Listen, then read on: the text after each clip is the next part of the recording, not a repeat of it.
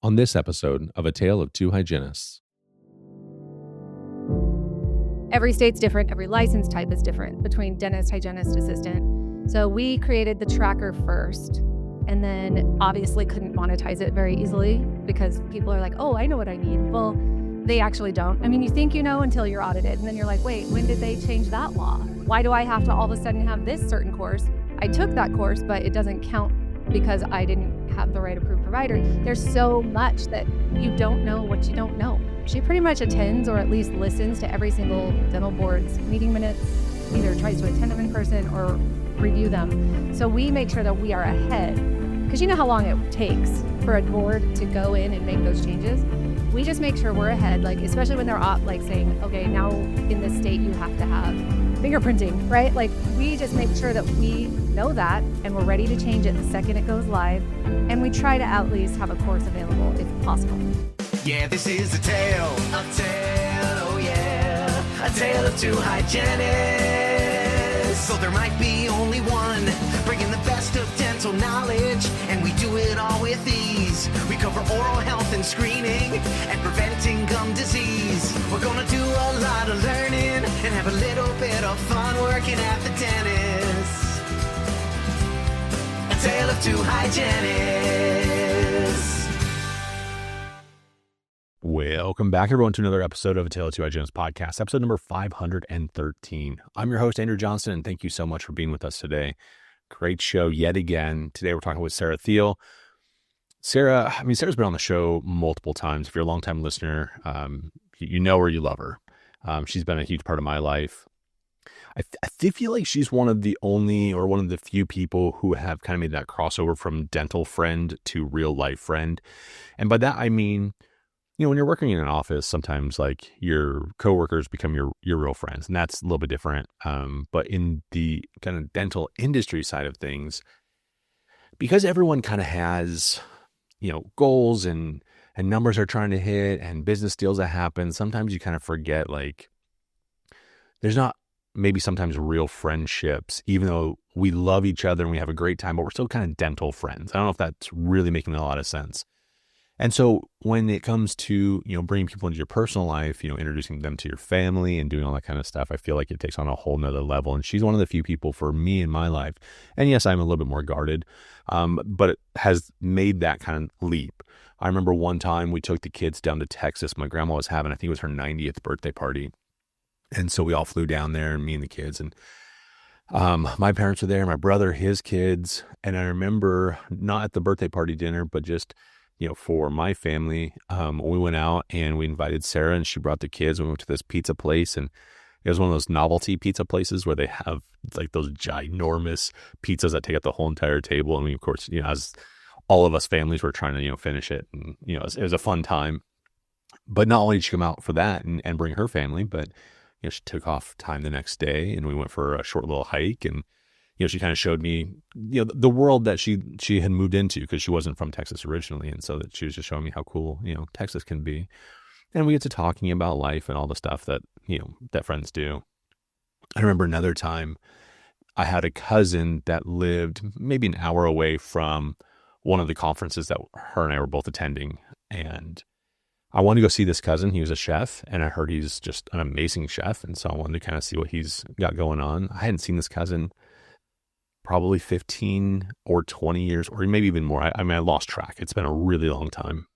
And she decided that she wanted to come with me and keep me company on the drive and just kind of spend time with me and, you know, kind of just, you know, update, because while we're friends and, you know, we're both very busy too, we don't always get to, you know, chat on the phone every week or something like that. And so this is a good time for us to kind of update each other with where we're at and on business and life and all the things. And, you know, over the years, we've had long conversations about being entrepreneurs, about dentistry, dental boards. We both worked with dental boards in the past.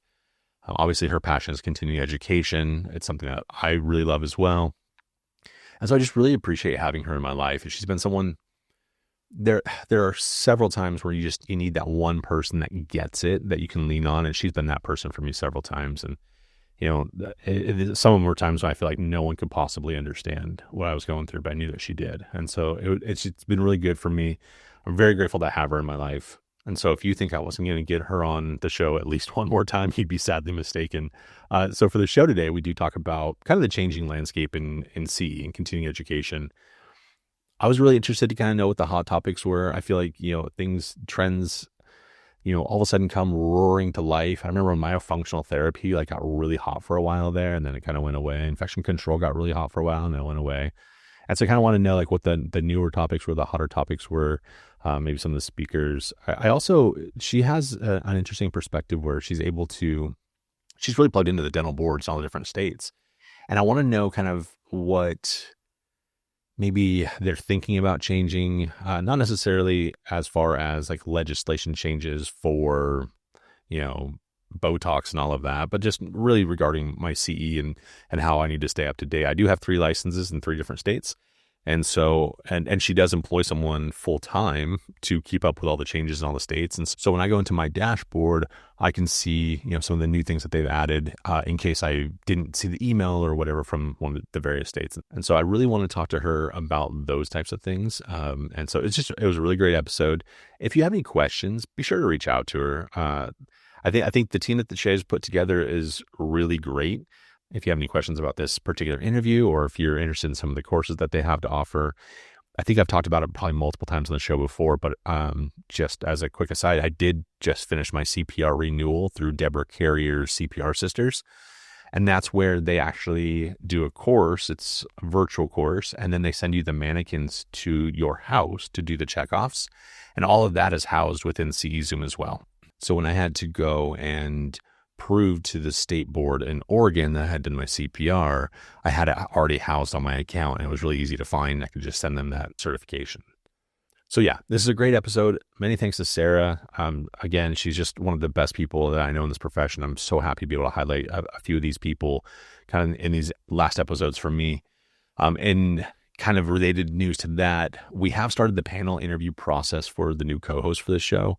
We had over 100 hygienists apply to be the co-hosts for A Tale of Two Hygienists. And the committee has pared it down to 10 finalists. I'm really excited because I think I know maybe half of those finalists. And so what that tells me is, one, if it's some of the name brand people, and we got some great candidates coming through, and you're going to be really excited about those. But if it ends up being these new voices that maybe they have new perspectives, man, I get hyped up about new voices and new perspectives all the time. And so either way, I think you listeners are just going to be in great hands with the 2 people that they select. So best of luck to all the finalists. It's kind of a nerve-wracking job having to be in a panel interview, but I think they're going to do great. The process, I think, should take up to, it's maybe a week and a half or 2 weeks to conduct all of the interviews. And then hopefully they'll give us something that we can announce on the show. I'm maybe at the end of November, but probably early December.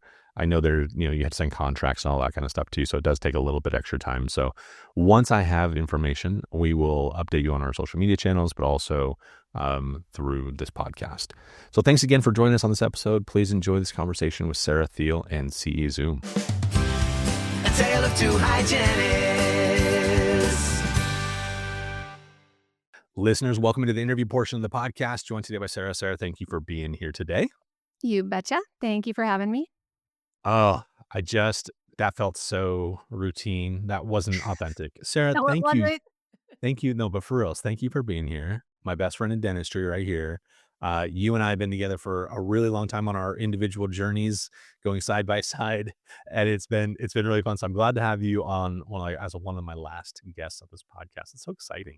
Can you imagine? Honored. I feel so honored that I'm one of your last. I appreciate it.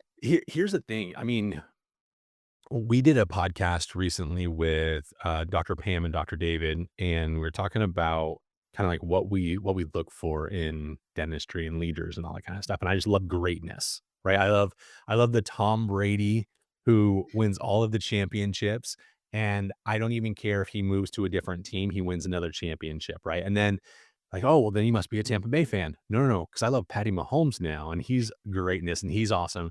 Well, how can he be a flip-flopper? And I was like, no. And then I look at what you've done with your career, and you pivoted and you created this thing that is what I would consider greatness. And so I'm honored that you're here. I know you're it's just a little side project that I created, and it's really awesome. But to me, it really speaks volumes about what a smart person can do in this industry. So I am the one that's honored. Thank you for being here. Wow, thank Um, you for that. I'm feeling really, really special right now.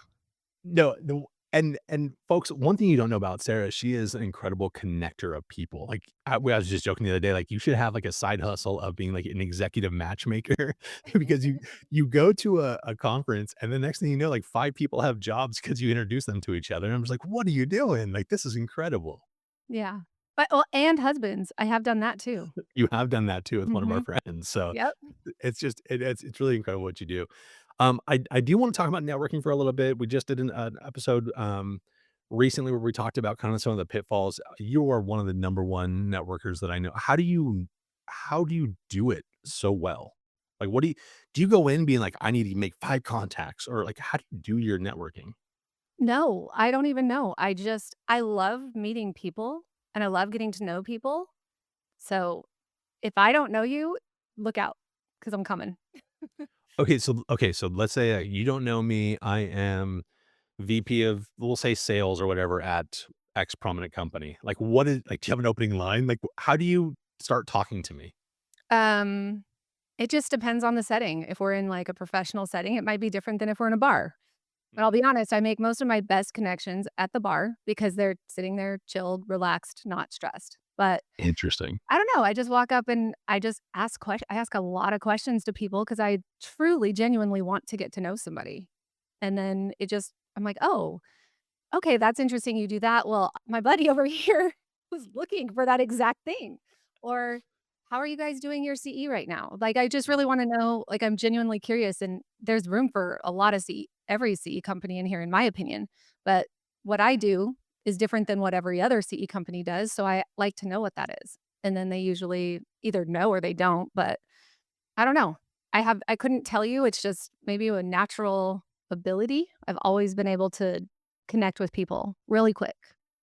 Do you have a hard time because what you kind of created is kind of also a little bit your identity, right? Like I kind of feel like Mhm. sometimes like the podcast is a little bit my identity too. People are like, oh, Andrew from the podcast or whatever. I'm like, yeah, okay, Right. but I'm so much more.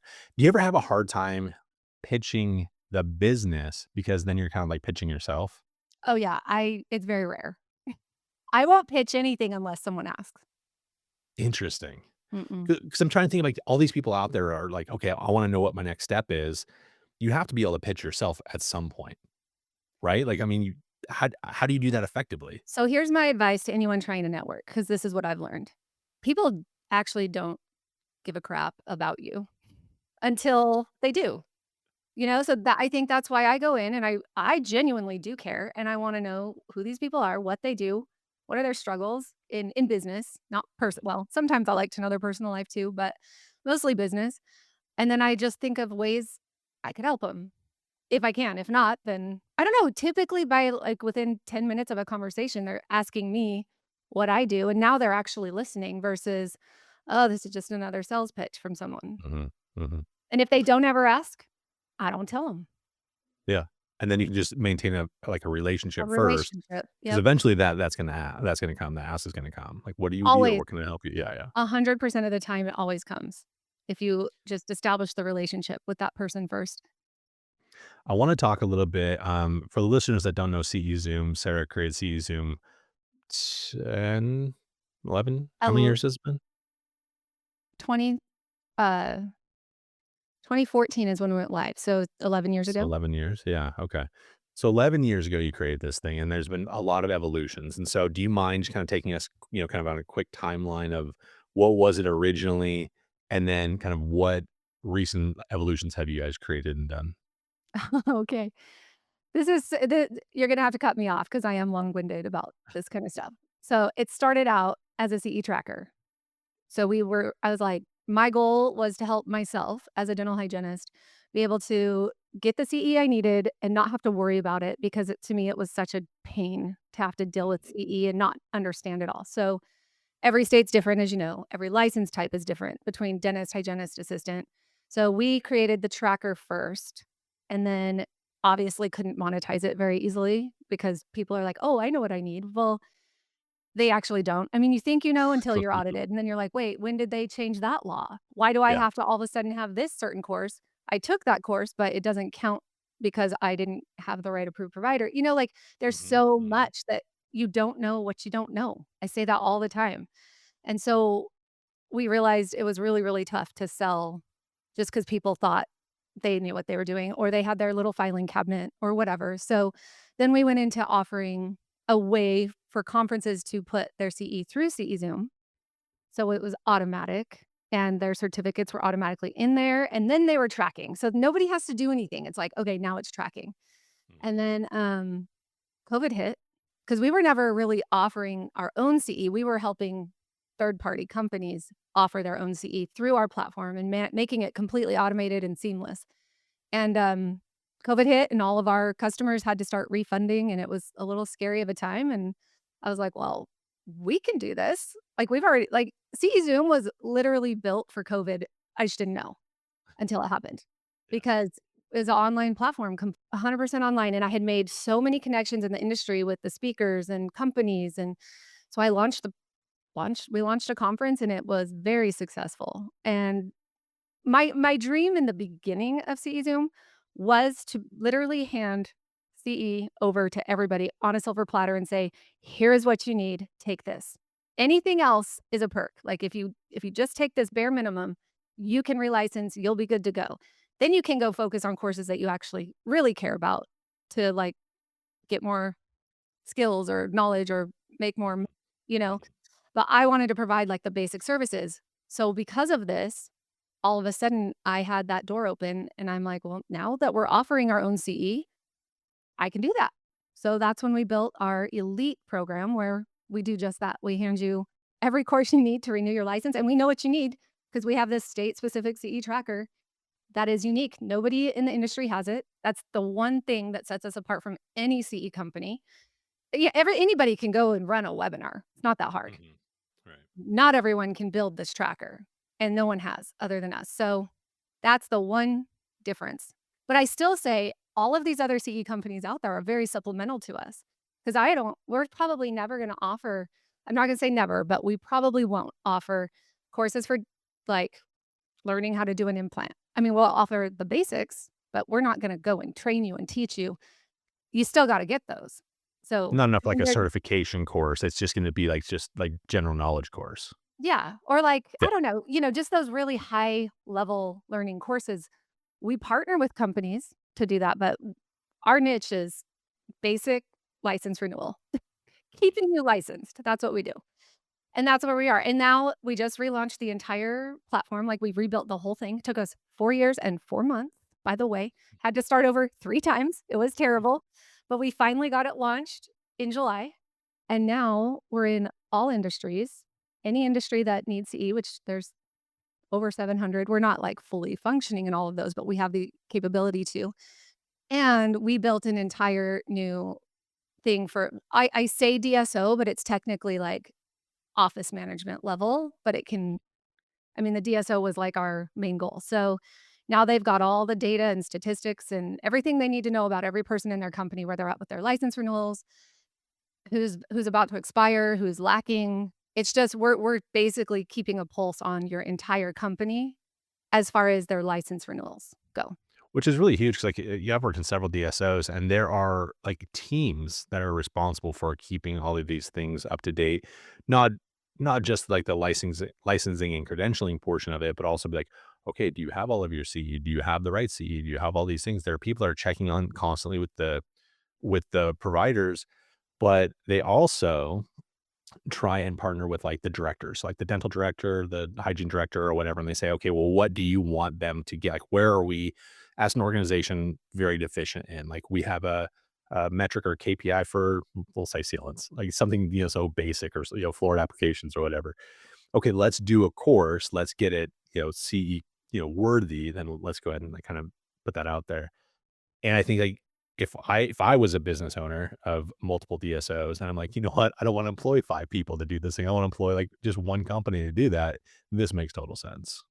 Well, that and efficiency too. Like we've brought on some pretty large DSOs that had a team of 13, 14 people doing just this.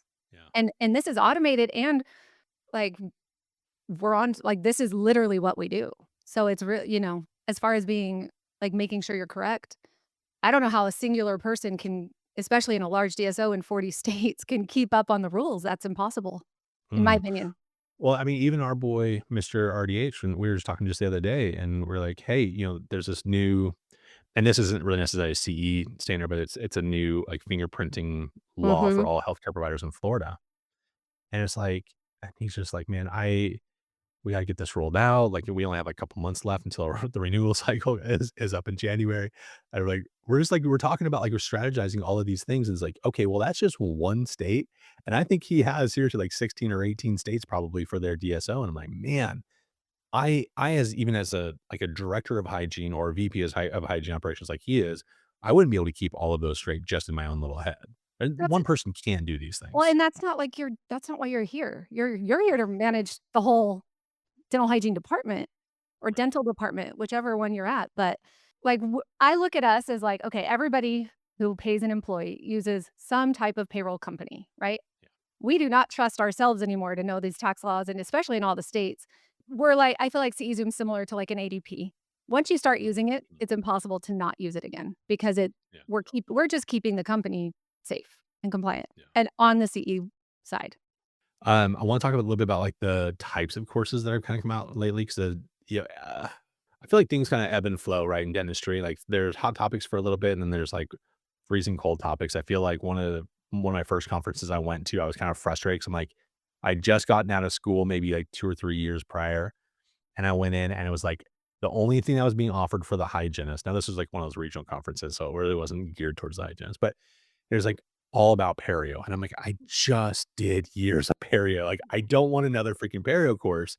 And then later on, they changed it. And I feel like, post pandemic, there was all about infection control and how we control aerosols. And, I feel like it kind of like gets like hot and cold. Now no one wants to hear anything about infection control. And so where are we at as far as, I mean, hygiene specific probably for this audience?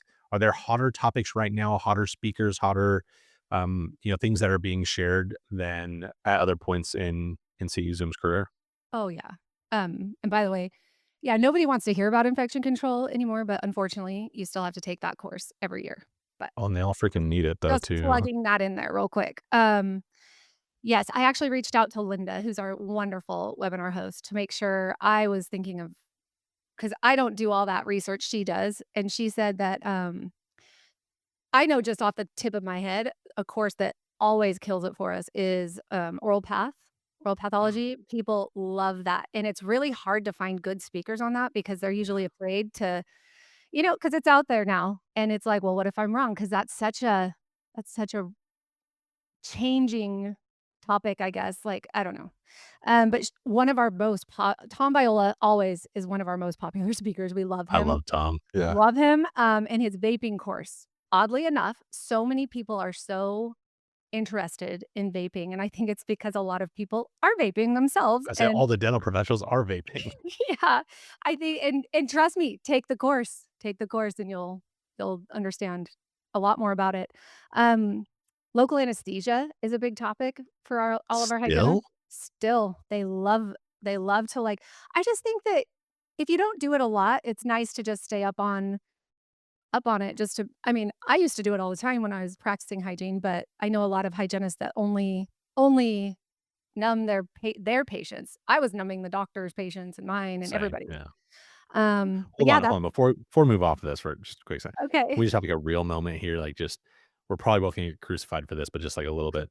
Okay. Isn't the truth of local anesthesia though? Like the truth. You do not have to know a maximum safe dose, so you're not killing someone or hurting someone. You do have to review their medical history, make sure there's no contraindications. Okay.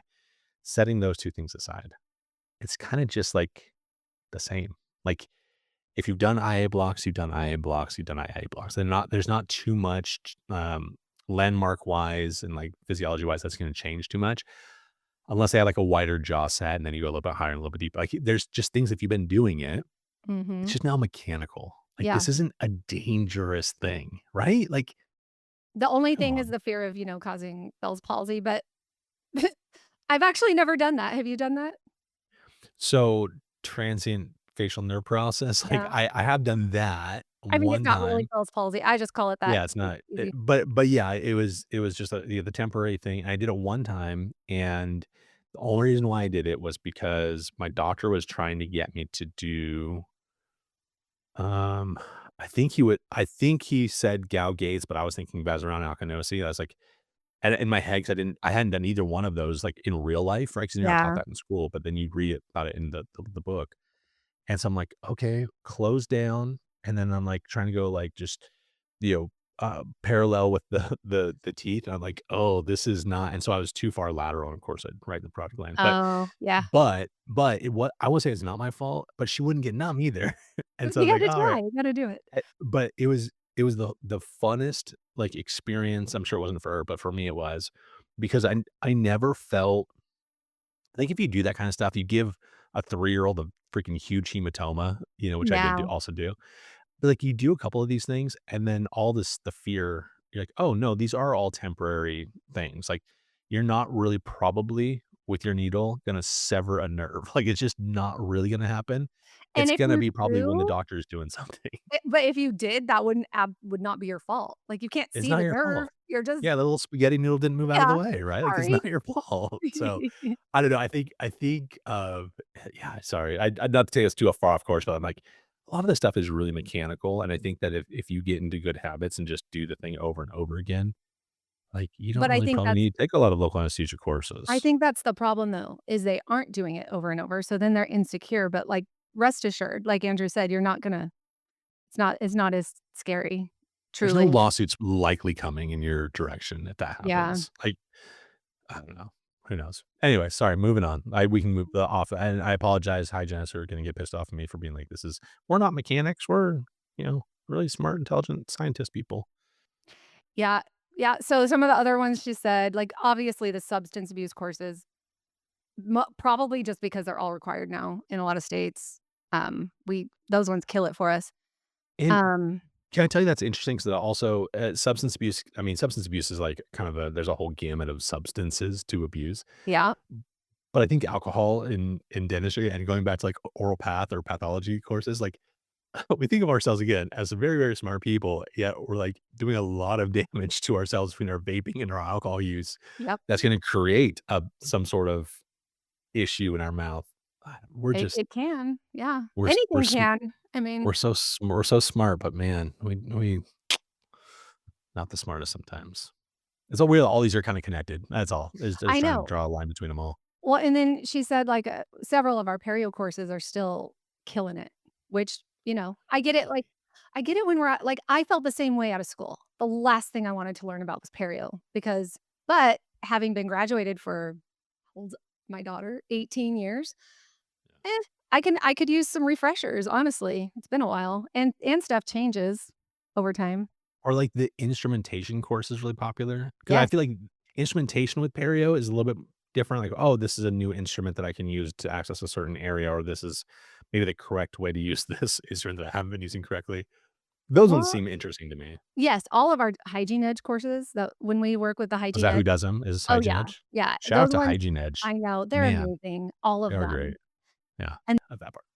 then also, Doctor Sarah Ballister, do you know who she is? I do. I interviewed her. She did, like, a GBT course, I think, for us one time. She had a, perio course on biofilm that she did for us, and it was her reviews were insane. It was Yeah, amazing, so she's great. She's high energy and really smart. and I like her. all of Katrina Sanders' courses, people love like, Of we course. have so many amazing speakers, and I'm not leaving anyone out, I'm just naming a couple right off the top of my head, Yeah. but Is dental, the dentists, or do they have a different, I mean, obviously, they're not gonna be doing perio courses as much, but, like, do they also do a lot of pathology courses, or is it yes. In more, like, fact, restorative? no, when we launch our oral path series, we usually do an oral path series every other year. It is overwhelmingly taken by dentists, which is great. Really? Yep. Oh, yeah. I mean, Well, and ultimately, they're responsible for it, right? So it's like, yeah. that makes sense. But the way that these doctors that we hire, it's like a four-part series. They're basically teaching you when you should refer, when you shouldn't. Like, it's kinda like your guidebook, I think, which I felt when I was practicing was a real big problem. So I would see something, show it to the doctor, and he'd be like, "Oh." I don't want to waste the oral surgeon's time if it's nothing. I'm like, but what if Mhm. it's not? And that Yeah. like I've had an experience where we should have sent her. And Yeah. yeah, we didn't want to waste the oral surgeon's time, right? So there's a hard line there. But these guys really help you like trust yourself to do it. I love that. I love Yeah. that. All right. So earlier we were talking about kind of how the boards they shift a lot of their requirements for CE, year to year. It's kind of hard to stay on track. I would imagine that since 2014 when you first started, it was just the two of you or whatever, that I you think brought in some more team members and stuff. How do you guys stay on track with all of the changes across all of the states, across all of the different disciplines and professions? that is a really good question. So when I was on the New Mexico dental board, when I served on there, I met this woman named Melissa. She is literally, she loves rules and regs. I don't know anyone that loves that. She loves it. And that is really her passion. She likes to read all the state practice acts and she genuinely loves her job and she's built a team around her. And she pretty much attends or at least listens to every single dental board's meeting minutes, either tries to attend them in person or review them. So we make sure that we are ahead because you know how long it takes for a Right. board Right. to go in and make those changes. We just make sure we're ahead, like, especially when they're like saying, okay, now in this state, you have to have fingerprinting, right? Like, we just Mhm. make sure that we know that and we're ready to change it the second it goes live. And we try to at least have a course available if possible just to make it easier, because it's like now where do you go find this course, right? We'll most likely have it if that's what's happening. But yeah, like I met her serving on the board and she joined us and I don't know, like that was just like I was placed in her she was placed in my life for a reason, for sure, because I could have personally never done this. I hate reading rules. That's the last thing I wanna do. Nobody likes it. But that's what I Yeah. think about, like, with these DSOs. I'm like, I know my team and the amount of work they put into this, there's no way Mhm. there's just and then they don't have a program that's managing that, like, you're having to mentally do this off the top of your head. We even have people that will reach out to us and say, "Hey, your tracker's wrong." And I'm like, "Oh, crap," and I instantly get this gut feeling. I'm like, "What's wrong with it?" And I go and we research, and 9 times out of 10, we're not wrong. They just don't understand their rules, and it's saying you're not compliant because they've taken all these courses. Like, we had a doctor in California, we'll say, theirs are very specific. It has to be a board-approved course, and he took an just a generalized infection control course. That doesn't count in California, Mm. and our system was telling him that, but he didn't believe us. Or it's not that he didn't believe us, he just didn't understand. He's like, "I took infection control." I'm like, "I know you did, but you didn't take our board approved one that we offer. You took somebody else's that speaks nationally that's AGD PACE approved, which is fine, just doesn't count for your state." That kind of I stuff. mean, shout out to Melissa, first of all. She really is amazing and wonderful and incredibly smart. But also like that kind of just lends to the idea or the theory of like, you know, if I was on a board, I'd want something like this that was gonna catch those nuance because I bet you, and you probably know or at least have heard of several of these stories, but it's like, I bet you someone is being like, "You know what? No, I did take one, and I kinda know it's not really, like, the right one, but, like, I'm gonna try and plead my case to the board, like, well, I had good intentions to do the thing, right?" You know, you totally did not. Yeah. I bet there's that happens quite a bit. Oh, all the time, and I'm gonna tell you something, the board doesn't care. They don't care. They're In gonna what say context? they're like, "Well, you didn't take the right one. Go find it." Oh, in that way, okay, like, And they're not gonna be like, "Oh, you tried, oh, then no. you passed." Oh, No. it's harsher instead of easier.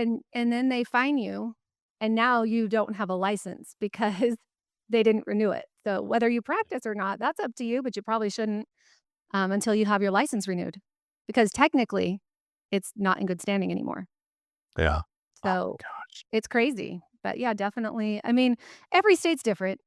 Mhm, I'm not gonna blanket statement that, but I know from my experience and the people that come rushing to us, panicking, mhm. it's a scary moment for them. I So bet. Let's end the show on 'cause you and I have talked about some interesting stories of, just, you know, dental professionals maybe doing not the smartest things. Do you have a story that you wanna share with us that's, maybe a little bit not scandalous is maybe that's not the right word, but just a little bit interesting? interesting. Well, I can talk from, like, uh, a story that I have. I'll try and make it quick. It was actually a dental board perspective. Like they changed a rule. So this was crazy. Okay. So they changed a rule. So the doctors were no longer allowed to get CE for sleep apnea or anything related to sleep. Okay. They changed that. We saw it in the board meeting minutes in October. They made it a thing, like I think their April meeting. We had a doctor that took the course. It was like an 8-hour course on oral appliances and sleep apnea and that kind of stuff that they completely denied. He took the course in February, right? They changed the law in April. They denied it. We had to go to bat for this doctor. We fought that dental board because we're like, this wasn't even implemented. Like you hadn't even made the rule. Like we knew it was coming. Your doctors didn't. They didn't even find out about it till April. He already took it in February.